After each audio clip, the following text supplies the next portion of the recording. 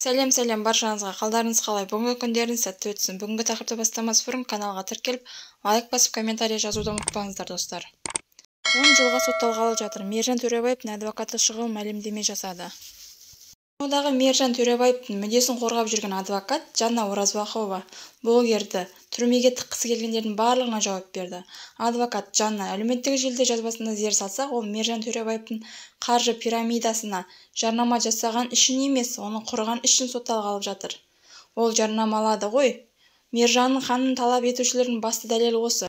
Ол жарнама жасағанмен сол кезде, яғни 2020 жылдың күзінде Мутаровтың да дәуірі жүріп тұрған жүздеген салымшылар болды.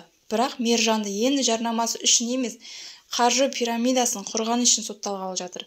Бірақ ол құрушы емес қой, жетекші емес, қонақ актер болғаны бәрі анық, деді Жанна. Адвокаттың айтуынша, біздің елде жарнама ролигі жоқ, 100 пирамида бар. Бірақ олардың барлығы 5 мыңнан астам азаматты алдаған көрінеді.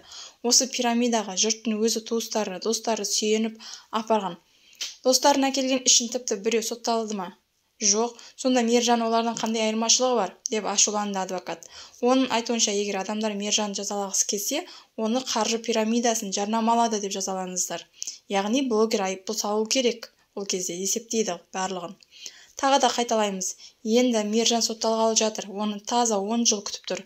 Жарнамасы үшін емес, ұйымдасқан қылмыстық топ үшін құрамында пирамидан құрған үшін сотталғалы жатыр. Бірақ ол пирамидан құрған жоқ, ол жарнама жасады тек қана.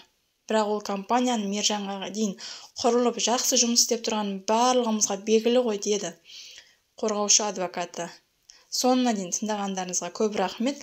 Лайк басып, комментарий жазып, өз пікірлеріңізді комментарийға жазуды ұмытпаңыздар. Каналға тіркеліңіздер. Шоу-бизнес жаңалықтарда сіздерге алғашқы болып жаңалықтың бәрін жеткізіп отыратын болады.